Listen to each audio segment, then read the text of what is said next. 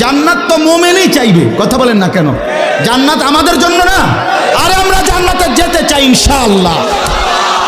ইমানদার যাবে না তো কে যাবে? মুমিনই তো জান্নাতে যাবে। নবী সাল্লাল্লাহু আলাইহি ওয়াসাল্লাম জান্নাতের জন্য দোয়া করা শিখাইছে না? কথা বলেন, পুরা রমজান জান্নাতের দোয়া করে না, সারা বছর। যাই হোক, তো মাছটা এবার ফ্রাই হয়ে, ভাজি হয়ে, ভুনা হয়ে আল্লাহর বান্দার সামনে আসবে, সে খাবে মজা করে। খাওয়া শেষ হইলে মাছটা পুনরায় আবার আগের মতো মাছ হয়ে পানিতে ভাসতে থাকে।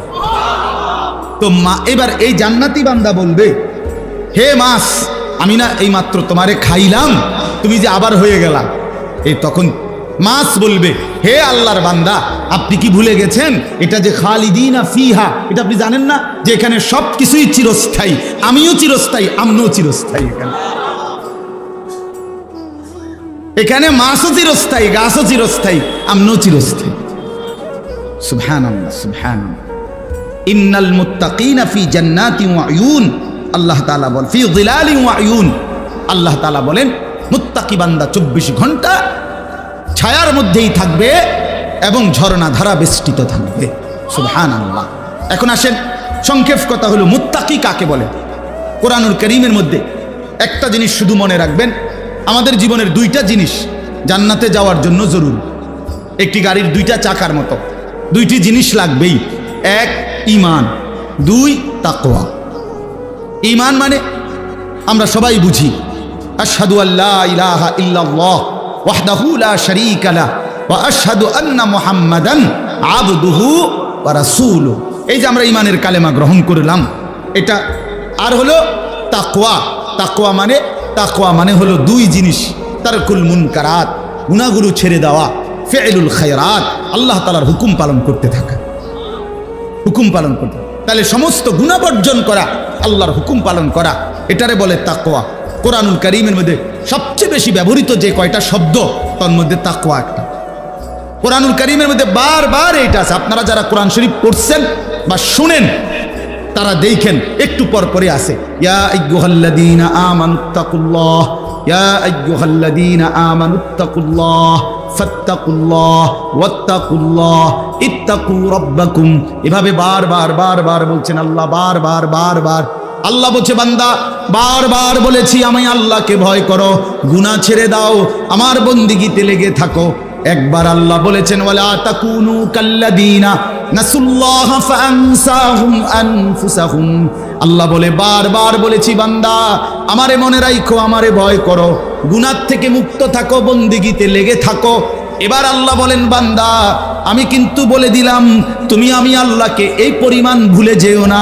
লম্বা সময় যদি আমি আল্লাহকে ভুলে যাও, একদিন আমি আল্লাহ তোমাকেই তোমার থেকে ভুলিয়ে দেব, আত্মবোলা করে দেব।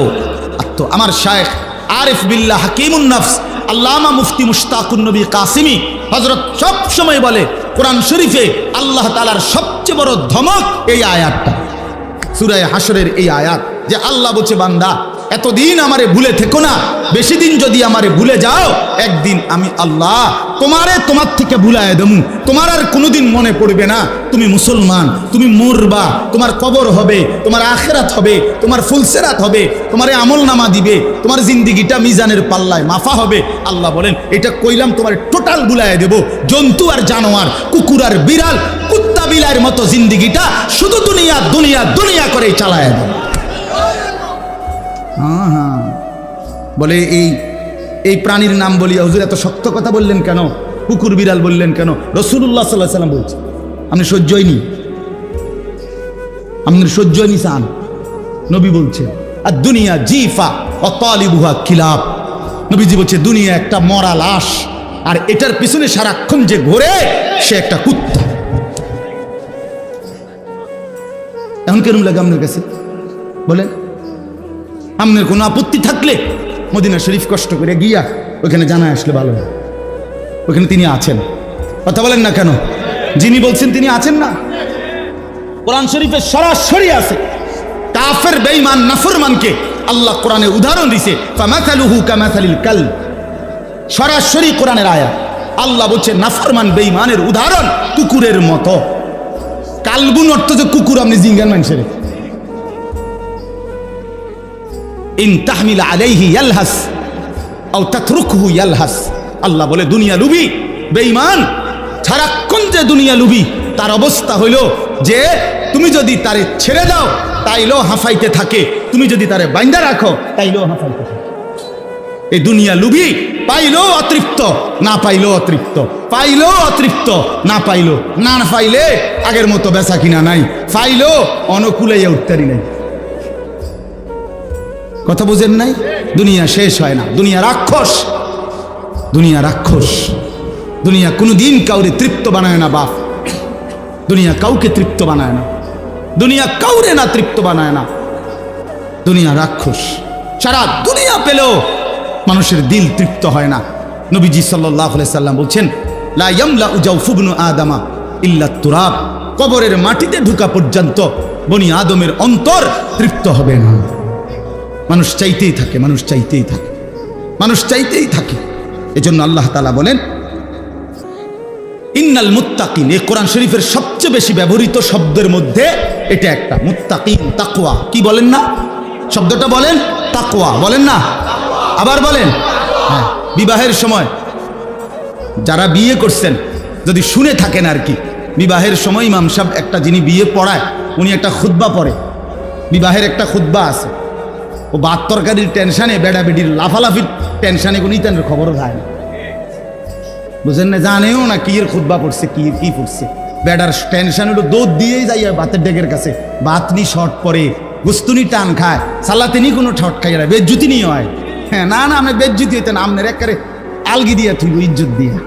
কারণ আপনি যেই পরিমাণ বেটা বেটি এক লগে খাওয়াইছেন, পর্দা নাই, হালাল হারামের কোনো জায়েজ না জায়েজের কোনো ইয়া নাই। সবাই ভিডিও করতেছে, সবাই ছবি তুলতেছে, ফোলারা মাইয়াগোর সামনে, মাইয়ারা ফোলাগোর সামনে, মেয়ের সামনে অসংখ্য ছেলে, ছেলের সামনে অসংখ্য মেয়ে, এত মানুষ, এত নাফরমান রে খাওয়াইছেন, আপনার বেজ্জতি করবো কি? তো ইজ্জত দিবে, আপনি বৈশা না থাকবেন ইজ্জতের লেগিয়া।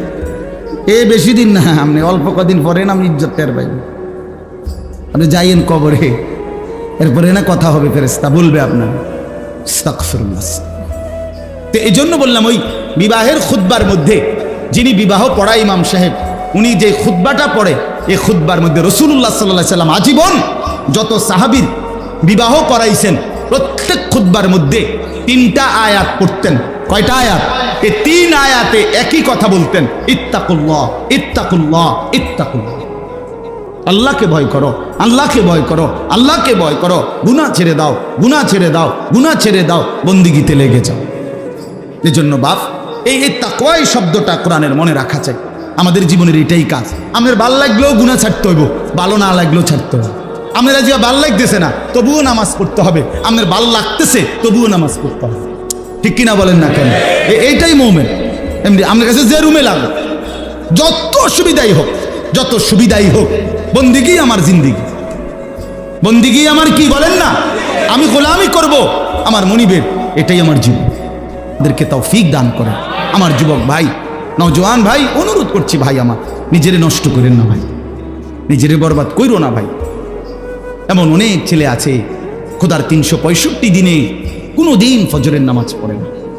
ওহরে দুর্ভাগ্য রে, হায় রে বদনসিব, কেমনে মানুষের বাচ্চা হইলি, কোন মার ঘরে জন্ম নিল, কোন মা দুধ খাওয়াইল রে।